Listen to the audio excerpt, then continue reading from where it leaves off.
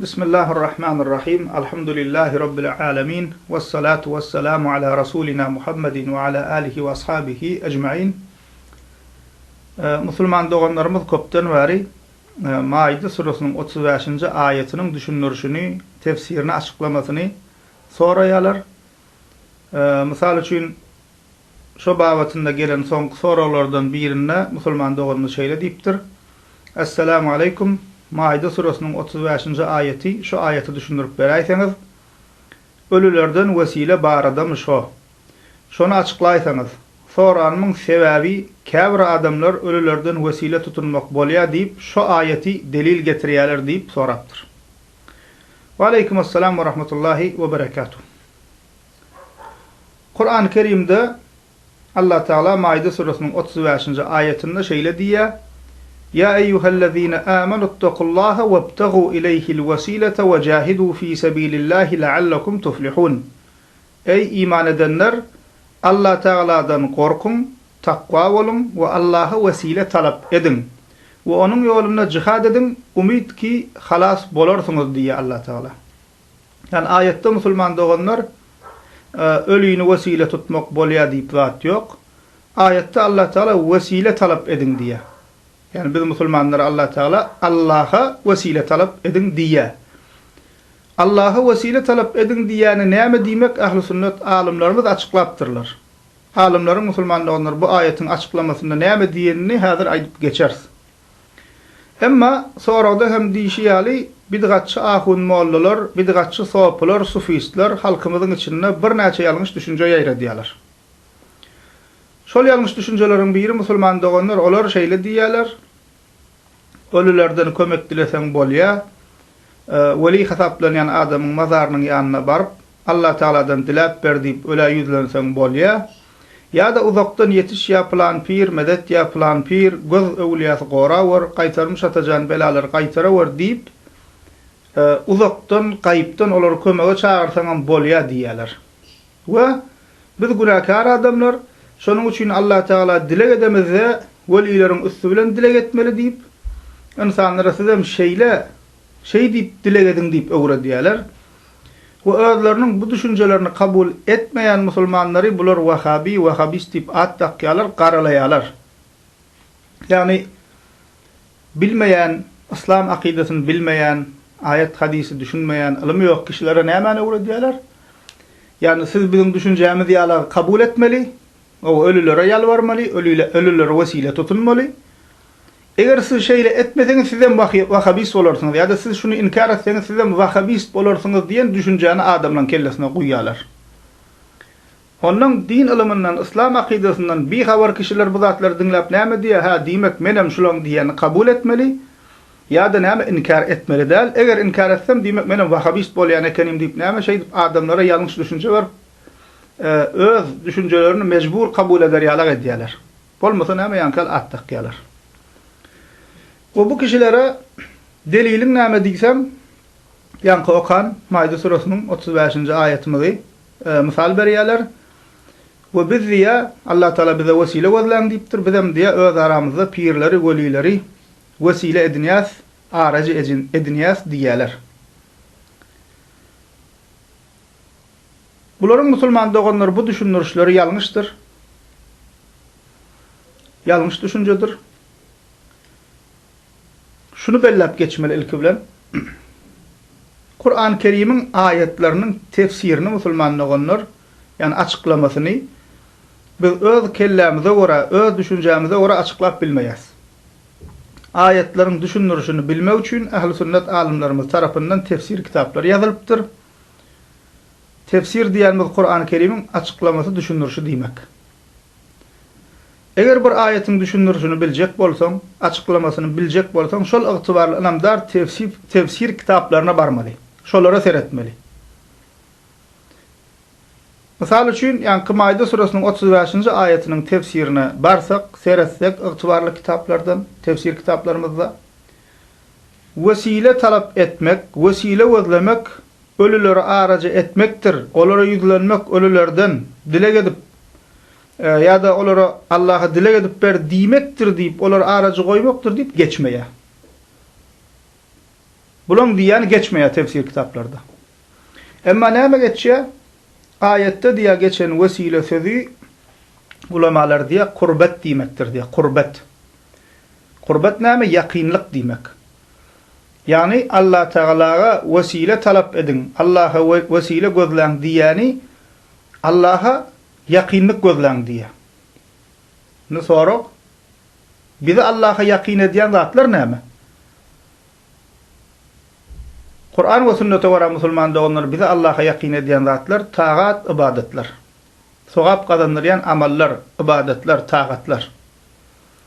Demek ulamalarımızın tefsir kitaplarımızda bu ayetin tefsirini aýdýany näme?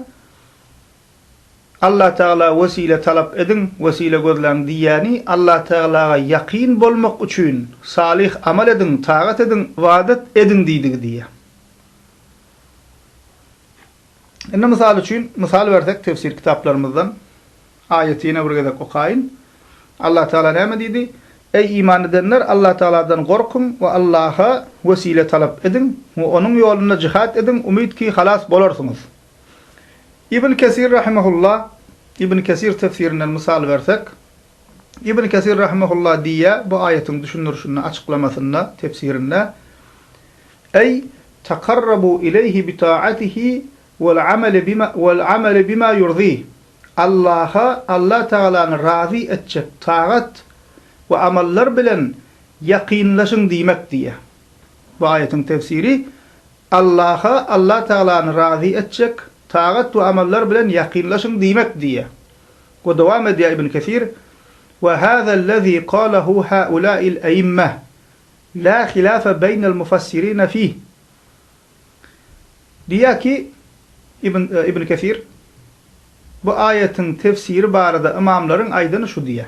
Alimlerin, ulu alimlerin, imamların bu ayetin açıklamasını aydını şu diye. Ve şu yerine ünsür musulmanlar onlar la hilafe beynel mufassirine fih. Mufassirlerin, tefsirçilerin arasında bu barada hiç ihtilaf yok diye.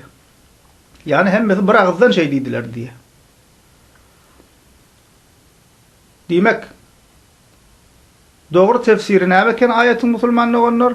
Allah Teala'ga vesile gözlem, yani Allah Teala yakin bolmak üçin taat ibadet edin, takwa bolun diýdigi diye. Ve islenlik ıgtibarlı tefsir kitaba barsak hemmesinde şunu düşünürýärler. Vesile qurbat, yani Allah'a yakin bolmak üçin taat ibadet etmek diýip düşünürýärler. Ve sahih hadislerde hem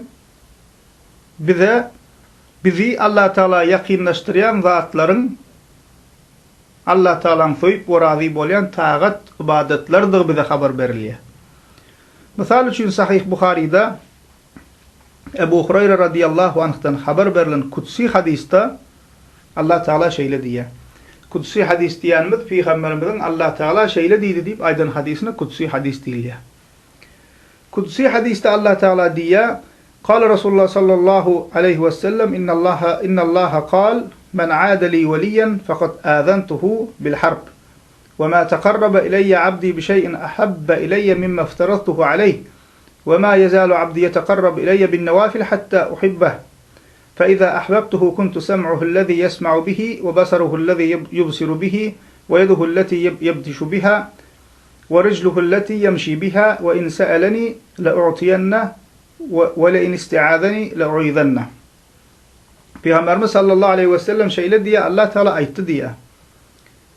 Kim meniň weli takwa guluma düşmanlyk etse, oňa söwüş yglan ederim diýdi. Yani näme kim bir musulman adama takwa, ýaxşy zada, salih, weli adama düşmanlyk etse, Allah Teala näme diye?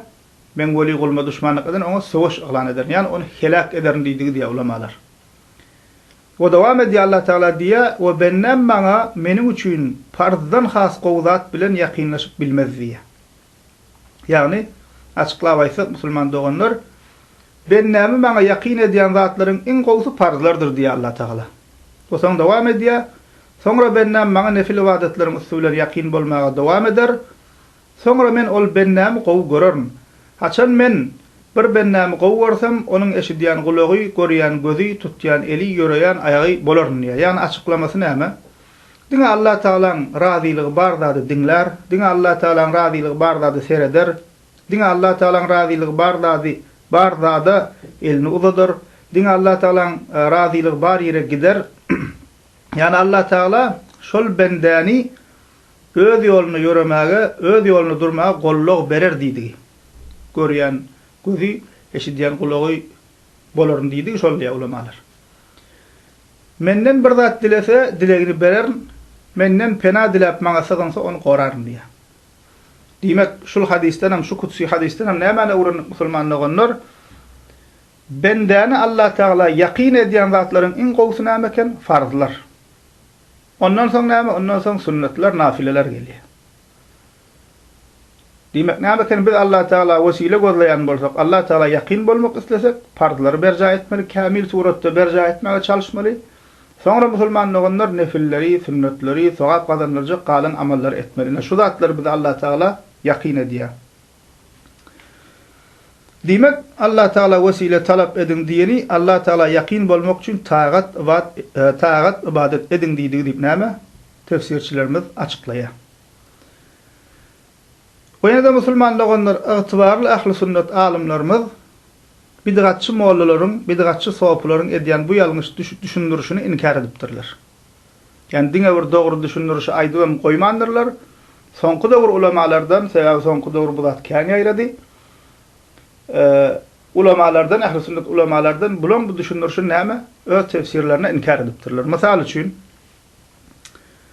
Muhammedul Emin Eş-Şinqiti rahimehullah Adwul Bayani fi izahil Kur'an bil Kur'an adlı eserinde şöyle diye قال الشنقيطي رحمه الله اعلم أن جمهور العلماء على أن المراد بالوسيلة هنا هو قربة إلى الله تعالى بامتثال أوامره واجتناب نواهيه على وفق ما جاء به محمد صلى الله عليه وسلم بإخلاص في ذلك لله تعالى. Maide surasının 35. ayetinin açıklamasında öz tefsir kitabında bu alim şeýle diýär, bilki diýär cumhur alimlere göre ayetteki vesilen manisi ihlas bilen, yani bir Allah Taala'nın razylygy üçin we Muhammed sallallahu aleyhi ve sellemin getiren ýoluny laýyklykda Allah Taala'nın buyuran zatlaryny etmek we qadağan eden zatlaryny taşlamak bilen niye Allah Taala ýaqinleşmekdir diýär. Yani biz gysgaça näme diýär? Taat-ı ibadetler diýdik. O devam ediyor. لأن هذا وحده هو الطريق الموصلة إلى رضاء الله تعالى والنيل ما عنده من خير الدنيا والآخرة. Çünkü diye Allah Taala'nın razılığına ve onun katındaki bu dünyanın ve o dünyanın hayırlarına, nimetlerine kavuşmanın birce yol şudur diye. Yani Muhammed sallallahu aleyhi ve sellem'in getiren şeriatına, sünnetine göre bir Allah için taat ibadet etmekliktir diye. ودوام ديا وأصل الوسيلة الطريق التي تقرب إلى شيء وتوصل إليه وهي العمل الصالح بإجماع العلماء. ووسيلة أصل ديا ثاني بردادا يقينleştirýän we şoňa eltýän ýoldur. Ol bolsa alimleriň icmasy bilen, yani bir agzdan kabul etmek bilen salih amallardır diye. لأنه لا وسيلة إلى الله تعالى إلا باتباع رسوله sallallahu aleyhi ve sellem. Çünkü Peygamberimizin sallallahu aleyhi ve sellemin yolunu eğermekten başka Allah Teala yakin edýän vesile yoktur diye. Ve ala hâzâ fel-âyâtul mebniyetu lil-murâd min vesîleti kethîretun cidden kekavlihi ve mâ âtâkumur-rasûlu fehudûhu ve mâ nehâkum anhu femtehû. Şuna göre de diye vesileden maksadın nämeligini düşündürýän ayetler gatykändir. Misal üçin Allah Teala'nın şu ayeti diye Haşr surasının 7. ayeti Resulullah sallallahu aleyhi ve sellem size nämäni berse, yani nämäni buyursa onu alın, onu edin. Ve nämäni qadağan eden bolsa o zatlardan hem kaçın diyen ayeti diye. Çünkü Peygamber sallallahu aleyhi ve sellemin yoluna, sünnetini eğermek bize Allah'a yakin ediyor. Ve devam ediyor. Ve bihâzâ ta'lemu enne mâ yaz'amuhu kethîrun minel melâhideti etbâ'il cuhâlil mudda'îne littasavvuf. من أن المراد بالوسيلة في الآية الشيخ الذي يكون له واسطة بينه وبين ربه أنه تخبط في الجهل والعمى وضلال مبين وتلاعب بكتاب الله تعالى. وشو yerden hem diye ve şul aydılanlardan hem sen bilyan diye bursuri özünü sofi tasavvufçu deyip yoran cahil bid'atçıların vesile demek Allah bilen bizim aramızdaki aracı şeyh pir deyip diye öňe sürýän zatlar diye olliya cahilliğe batmaktır, körlüktür, açaçan azgınlıktır ve Allah Teala'nın kitabı bilen oynamaktır diye. Yani bu hile edip düşünürýänden ýagdaý şudur deyip aýdy. ودوام ديا واتخاذ الوسائط من دون الله من أصول كفر الكفار كما صرح به تعالى في قوله عنهم ما نعبدهم إلا ليقربونا إلى الله زلفى فيجب على كل مكلف أن يعلم أن الطريق الموصلة إلى رضاء الله وجنته ورحمته هي اتباع رسوله صلى الله عليه وسلم. Allah'dan gayri Allah bilen öz aranda vesileler, aracılar edinmek diye Allah Teala'nın Kur'an-ı Kerim'de açıklayışı ýaly kapırlığının aslıdır diye. Allah Teala ol kapırlardan haber berip şeýle diye "Ma na'buduhum illa liyuqarribuna ilallahi zulfa" yani kuffarlar, müşrikler öz butlar barada näme diýerdiler diye biz olara biz Allah'a has ýakynlaşdyrsınlar diýip ibadet edýäris diýdiler diye. Ve her mükellefin, her musulmanın şunu bilmek wajipdir, hukmandır diye Allah Teala'nın raziliğine, cennetine, rahmetine eltiyen yol, vesile, Peygamberimiz Muhammed sallallahu aleyhi ve sellemin yoluna eýermekdir diye. Şu yerde Muhammedul Emin eş-Şinqîtiň sözü tamam boldy, şu yerde guturdy. Çünkü soňky bölümde aýdyşýalakka Allah bilen öz aranda aracılar, vesileler goýmak diye müşriklerin, kapırlığının aslıdır diye. Näme üçin diýär bunu şeyh? Kur'an'da ençeme ýerde Allah Teala ayette getirýär Mekke müşrikleri Allah Teala'nı kabul edýärler. Alem jahan yaradynyň Allah Teala'dygyny, ahli zatyň eýesiniň Allah Teala'dygyny, alem jahan dolanýan Allah Teala'dyny kabul edýärler. Emma şonuň ýany bilen gidip bir sürü butlara, zatlara sığynýarlar. Haçanna Peygamber sallallahu aleyhi ve sellem gelip olara dawet edip başlanna.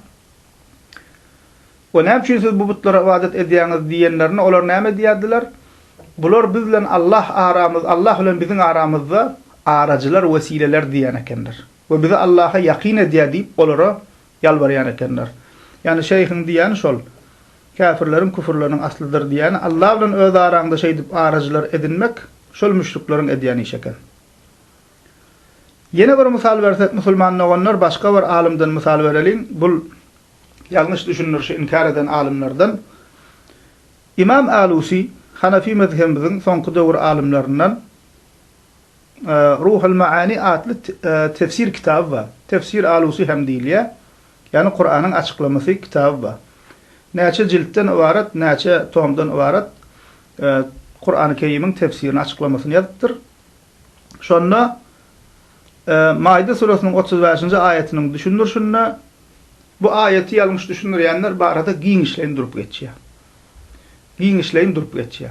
Misal üçin şoň diýen ýerlerinden käbir ýerlerini misal üçin aýdyp bersem şeýle diýär: "Wastadalla ba'd an-nas bihadhihi al-ayati ala meşru'iyyati al-istighathati bis-salihin ve ja'alahum wasilatan baynallahi ta'ala ve baynal ibad."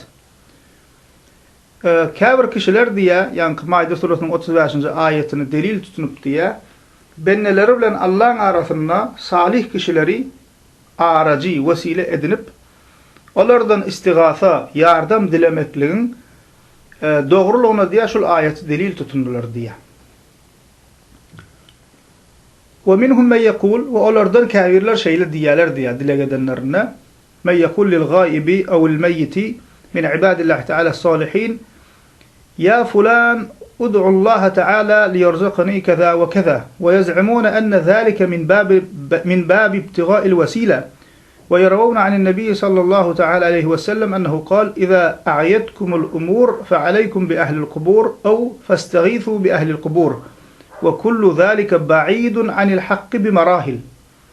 Diýär ki, olar şeýle diýerler diýär. ey gaýpdaky kişi, yani öz ýanynda bolmayan özünden uzakda bir pire ýa-da bir salih benne ýa-da ölüp giden bir benne diýe şeýle diýip ýüzlenýärler diýe. Ey plan kes, sen biz üçin Allah Taala'dan bize şu zatlarda bize rızık bermegini dilep berdiýip diýe, şuňa meňzeşdatlar diýip olara ýüzlenýärler diýe. Bu öz ýanlarynyň näme diýip pikir edýärler, näme diýip guman edýärler diýe, şullya wesile tutunmak makadyp gasaplaýarlar diýe. Ve yine de Peygamber sallallahu aleyhi ve sellem diýdi diýip diýe bir hadis aýdýarlar diýe ki bu hadis sahih däl, ýene häzir özüm aýdyp geçýär başga ýerine. O darda galsaňyz, kyn ýagdaýda galsaňyz gabrlardan ýardam dileň diýip diýe, şeýdi Peygamber sallallahu aleyhi ve sellem diýdi diýip diýe bir batyl gurrun aýdýarlar diýe. Ve kullu zalika ba'idun anil haqqi bi marahil. Ve bu diýilýän zatlaryň hemmesi diýe hak ýoldan niýe dogrulukdan niýe esse uzakdyr diýe. Yani hak bilen hak yol bilen hiç bağlanışı yoktur diye. Ve ile başka yerine diye Müslüman dağınlar ve a'zamu min zalika ennehum yetlubuna min ashabil kuburi nahwa işfa'il maridi ve i'na'il fakiri ve raddil zalleti ve teysir kullu asir ve tuhi ileyhim şeyatinuhum khabar iza a'yatkumul umur ila ahir ve huve hadithun muftara على رسول الله صلى الله تعالى عليه وسلم بإجماع العارفين بحديثه لم يرويه أحد من العلماء ولا يوجد في شيء من كتب الحديث معتمدة. وينم başka yerine diye şol ayetin tefsirine giňişlerini düşündürüp yine bir bölümünde şeýle diye o bun diye in erwedi diye olur, yani ölülere yalvarýanlar şey diýerler diye kabrlardan niýe keseline şifa vermekligini, garyby baýatmaklygyny, ýiten kişini tapylmaklygyny we kyn ýagdaýda galanyň işiniň ýeňletmegini kabrlardan dileýärler diye. We olaryň şeytanlary, olary allaýan şeytanlar olara diýe şunu waswasa berýärler, şunu ilham edýärler diye. Nämäni? Iza ayatkumul umur diýen hadis, ýa-ni hadisler ýagdaýda galsaňyz kabrdan ýardam dileň diýen sözü şeytan olara diye waswasa berýär diye. Ve aydiya ve bul hadis diye, yani Peygamber sallallahu aleyhi ve sellem aytdy diýip aýdylýan bu hadis diye Peygamber sallallahu aleyhi ve selleme diye töhmettir diye. Bi icma'il arifin bi hadisihi, hadis ilmini bilýän hadisçilerin diye icmasy bilen bir agzdan kabul etmegi bilen bu söz diye Peygamber sallallahu aleyhi ve selleme töhmettir. Lem yerwihi ahadun minel ulema, ulemalardan hiçbiri diye bunu rivayet etmediler. Ve hadis kitaplarının, ıtibarlı hadis kitaplarının hiçbirinde böyle bir söz yoktur diye. Ve yine de devam ediyor. وَأَمَّا إِذَا كَانَ الْمَطْلُوبُ مِنْهُ مَيِّتًا أَوْ غَائِبًا فَلَا يَسْتَرِيبُهُ عَالِمٌ أَنَّهُ غَيْرُ جَائِزٍ. Yine de yankı tefsirinin başka yerine diye, eğer de diye özünden talep edilýän kişi ölü bolsa ya da gaýipde bolsa, yani öz ýanyna däl uzakda bir yerde bolsa diye, bundan kömek dilemekligin caiz dälligini diye alim bolan hiç bir kişi diye buna şüphe etmez diye. Çünkü diğer kişiden gücünün yetýän zadynyň kömek dilemek bolýar. Yani insan bir-birine ýardamlaşmaly. Emma ölüp giden ya da sen ýanynda bolmayan uzakdaky bir pirin çağırıp yetişe orada adyma yetiş medet diýip gıýgyrýarlar bidgatçylar. Şunun dogry dälligini alim bolan hiç bir kişi şuňa diýen hem şüphe etmez diye. وأنه من البدع التي لم يفعلها أحد من السلف. وسلف الصالحين ilkinci nesil musulmanlardan, sahabalardan, tabiinlerden, etba'at tabiinlerden hiç kimin etmedik işidir ve bu bid'attır diye. Yine de başka yerine şeýle diye tefsirinin hemmesi musulmanda onlar şul İmam Alusi'nin Maide suresinin 35. ayetinin tefsirine geçiyor. Giňişleýin getiriyor. Diye İnnen nâse qad aktharu min du'a'i gayrillâhi ta'ala minel evliyâ'i el-ahyâ'i minhum vel-emvât ve gayrihim. Adamlardan niye Allah Teala'dan gayri ölü ya da diri diye evliyalara, pirlere diye yalvarıp olara dua edýänler diye köpelli diye. Misal olar misal üçin şeýle diýerler diye: "Ya seyyidi fulan agisni, ey hormatly şeyh, ey hormatly pir, bize dadymyza yetiş, medet diýip diye olara yalvarýarlar diye." وَلَيْسَ ذَلِكَ مِنَ التَّوَسُّلِ الْمُبَاحِ فِي شَيْءٍ. Bu diye ursat berilen, caiz bolan tevessül bilen hiç bir vesile edinmek bilen hiç bir bağlanşığı bolmayan zatdır diye. واللائق بحال المؤمن عدم التوفه بذلك وأن لا يحوم حول الحماه. ومسلمان adama, Allah'a iman eden adama layık bolonu diye diline bu hil sözler getirmelidir diye. Yani ey plan pir yetişeveri, ey peygamber yetişeveri deyip buna benzer sözler mümin adam diline getirmelidir. Ve bu hil zadın yanından barmalıdır diye. وَقَدْ عَدَّهُ اُنَاسٌ مِنْ عُلَمَاءِ شِرْكًا Ulemalardan bir toparı diye bunu diye şirk kasapladılar diye. وَاِنْ لَا يَكُنْهُ فَهُوَ قَرِيبٌ مِنْهُ Eğer şirk hem olmasa diye şona katı yakinlip ay diye. وَلَا أَرَى أَحَدْ مِمَّنْ يَقُولُ ذَٰلِكَ إِلَّا وَهُوَ يَعْتَقِدُ أَنَّ الْمَدْعُوَ الْحَيَّ الْغَائِبَ أو الميت المغيب يعلم الغيب أو يسمع النداء ويقدر بالذات أو بالغير على جلب الخير ودفع الأذى وإلا لما دعاه ولا فتح فاه. وَدِيَا men goryanniya şu şey dip ölülere, gayiptaklara yalvarıp yoranlar diye, şey dip inanyalar diye. Ya şu özünname ava ya gaybı bilya dip inanyalar diye şu yalvaryan kişileri, pirleri ya da diri ya da ölü şu özünden medet dileyen kişiler diye ya gaybı bilya dip itikat ediya diye ya da eşi diye dip itikat ediya ya da şona bir hayrın gelmegine ya da ziyanın şondan giderilmegine diye kadir dip itikat ediya diye şu yalvaryanlar. Eğer bu beyle bolmasa da diye näme diye onu diye yalvarıp dile gedip ondan kömek dilemezdi. Hatta diye wala fataha fahu ağzını hem açmazdı diye. Şol kişilerde şol itikat var diye.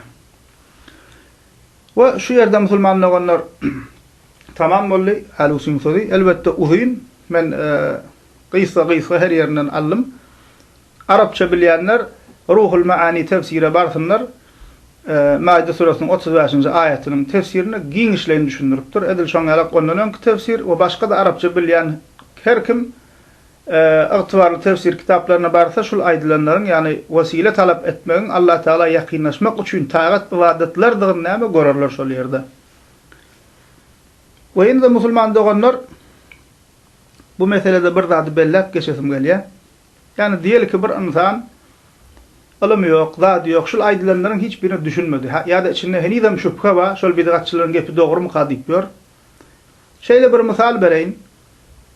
Bir meseleni düşündireyin, şuna üns verip dinlen. İnşallah Allah Teala'nın yardımı bilen şol aýdyljaklardy düşünseniz, şu mesele zehininize, düşünjäňize hasam näme aýdynlaşar. Misal üçin ýa-ni aýatda täzen okusak, ey iman edenler Allah Teala'dan gorkun we Allah'a vesile talap edin we onun ýoluna jihad edin, umid ki halas bolarsyňyz. Inna Allah Teala bize diýdi, bizi Allah'a yakınlaştıracak näme yani vesile gözlen diye Allah Teala. Allah'a vesile gözlen, Allah'a vesile talap edin. Ne demek näme ken biz vesile talap etmeli musulmanlar, iman edenler. Indi esasy sorak şul. Allah Teala'nın vesile talap edin, vesile gözlen diýen vesilesinin nämeligine kim karar vermeli? Musulmanlar onlar. Yani musulmanlar onlar Allah Teala bize vesile gözlen diýdi diýip her kim özüçe vesile karar bermeli mi? Onda nähilek bolýar?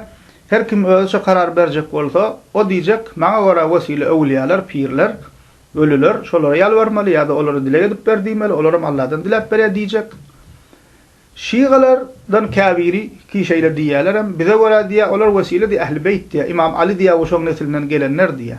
Biz Allah'a gön yalvarmaly, Ähli Beyt'e yalvarmaly. Olaram bize yalvarıp berýär diýerler, hatta uzakdan olara seslenýärler. Elbette şiigalan käbiri hemmesi däl. Eger wesilen öz kelläňe ora karar bermeli bolsa, bir çykyp şey diýerdi. Menem onda periştelere yalvarjak. Iki egnimizde perişte bardy. Hani bir haýriýa ýa bir sowap işlemiz, bir günah işlemiz ýazyp dur. Eger özüň wesilen karar bermeli bolsa, onna ol pir diýip zat diýip kösülmek gerek gäle. Hiç günahsız olan periştelere yalvaralım. Ey perişte näme? Bizim egnimizde barsız. O Allah Teala'dan dilep ber diýeli. Ha diýmek näme şuýdan belli bolýar musulman doganlar? Eger de Allah Teala'nın vesile gözlen diýenni bizim özümizde goýan bolsa, bir sürü ýalňyş düşünjeler ortağa çykjak. Ha diýmek Allah Teala her kim özü karar bersin diýmendir. Eger her kim özü karar bersin diýse bu din bolmaýar. Her kim bir zat diyecek yani alaka biri velini, biri ehli beyti, biri perişten, ertirkün başka biri başka da vesile edinecek. Demek ayette Allah Teala bize vesile gözlän diýende barın gidin öz kelläňize görä Allah Teala haýsyňyz näme ýakyn hasap edýän bolsaňyz şoňuz bilen vesile gözlän diýdigi däl. Hiç kim iddia edip bilmeýär. Kim mun diýse näme o din bolmaýar. Bu batyl bir zat. Emma onna ýekece şoň jogaby galýan musulman doganlar Allah Teala vesile gözlän diýende şul wesileň nämeligine şeriat karar bermeli. Yani dinimiz aýtmaly bize şol wesileň nämedigini. Biz öz ýanymyzdan aýtma hakkymyz ýok. Dinimiziň delili näme? Kur'an we sünnet. Sahabalaryň ýoly. İcma.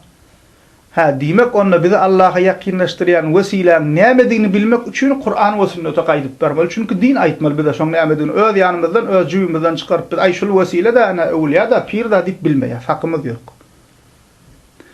Kur'an we sünnete barsak biz wesile biz Allah'a ýakynlaşdyrýan zat nämeler diýip barsak musulmanlar onlar ýene de ýanky ähli sünnet ulamalaryň diýenine gaýdyp gelýär. Ol hem näme? Kur'an we sünnet bize nämen habar berýär? Bizi Allah'a ýakyn edýän zatlaryň Allah Teala'nın söýüp borazy bolýan zatlardygyny, olaryň hem nämedigini, ibadetlerdigini, parzlardygyny, sünnetlerdigini, nefillerdigini, mustahaplardygyny habar berýär. Demek näme boldy musulmanlar onlar şu ýerden belli boldy ki, bir insan ay men düşünem o kellam bulaşýar diýip häzirem şu zatlary düşünmän şeýdi bulaşyp gören bolsa biz diýäs. Allah Teala wesile gözlän diýär. Şul wesileň nämedigini siz özüňiz aýtmaň, sen özüňçe düşünürmü? Gel Kur'an we sünnetten bize delil getir şu wesileň nämedigini. Ol hem nämedigini Allah Teala'nın söýüp we razy bolýan salih amallary, ibadetler diýip aýdýar. O şu ýerden hem musulmanlar onlar dersi jemlesek belli boldy ki bidgatçı ahun mollalaryň bu aýdýany ýalňyş düşünje, ýalňyş düşündirýärler. Aýatyň manysyny tersine urup goýupdyrlar, Kur'an we sünnetiň tersine gidýärler.